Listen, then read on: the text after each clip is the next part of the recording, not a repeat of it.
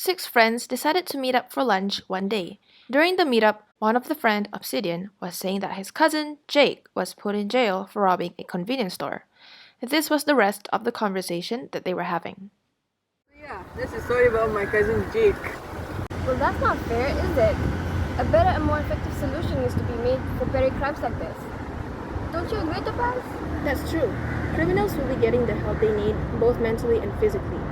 It won't immediately stop from crimes to happen, but I'm sure the well-being of a city will improve. Oh, I feel so pitiful that there are still people going through financial instability that they have no other choice than to steal from other people. I totally agree with Topaz that we as humans sometimes drift into committing crimes. And correctional camps and humanitarian help will definitely change the person to become better. We need to look at this in a bigger picture. Put aside the crimes, put aside the people. Let's observe the country itself first. Are the laws they enforced fair enough? If so, in what percentage? There are some countries out there that have petty and illogical laws that citizens have no choice but to follow.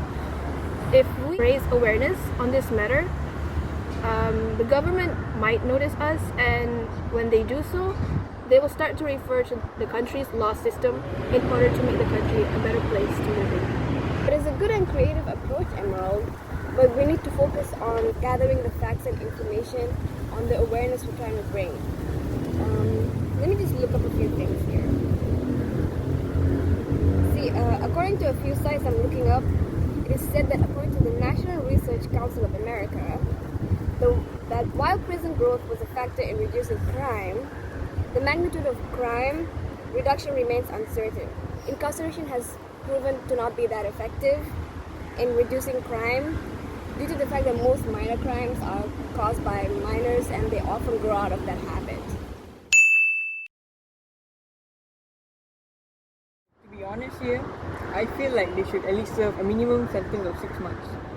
In this way, not only they will change, but other petty thieves will be afraid to commit similar crimes.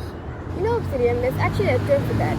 I think it's called recidivism. So I've pulled a report that's called the Recidivism, the Effect of Incarceration and Length of the Time Served, written by Lin Song with Roxanne Leib in 1993. And it states that for some offenders, incarceration or longer confinement increases the risk of recidivism. However, if the confinement is less and the offender can get regular family visits, they often turn for the better and they can go back to their families with no broken bonds. Even though Opal gave good data and the most of you showing your concern, it isn't easy to reform a law system. Like Emerald suggested, we need to band together as a society. Let's start with signing petition first. I agree with starting petitions. It's important to raise awareness among ourselves for issues that needs to be addressed. People always debate whether petitions are useful or not, but we can't deny that it's a great approach to tackle any kind of issue. However, in order to double the effectiveness, we need to ensure we're able to create a system for the petition where it's convenient enough for people to sign and collect support from it. With this, I'm sure the government will notice the citizens' voices. Obsidian, you brought up the issue about criminals reoffending. In my opinion, in order to better criminals, rehabilitation is heavily needed. Criminal acts usually have an underlying cause. The vast majority of criminals don't commit crimes because they're evil or it's their nature. They have their reasons and problems. So the best way to keep them from committing crimes is helping them solving their problems in prison and after that. They learn to handle their feelings, they learn to do something useful with their time, and most of all, they learn how to live in a group and how good it actually feels to be a useful member of such a group. Help them find the same feeling in real life, and you have a reformed criminal. Yeah, I'm not too sure about that though. But honestly speaking, they should at least serve a minimum sentence. It will not teach only them, but other people. I'm not really sure about that though, Obsidian. I mean, just think about their family. Imagine if they're the breadwinner of the family, and if they were sent to jail, nobody will bring food to the table. So what do you guys think is the best solution to this? Agreed.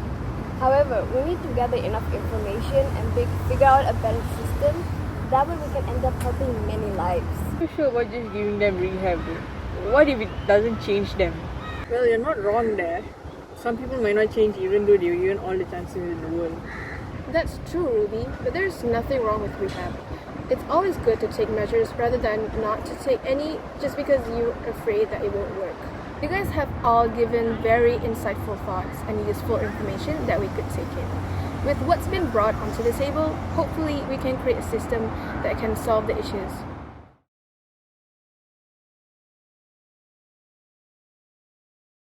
Six thinking hats is a technique for looking at decision making from different points of view.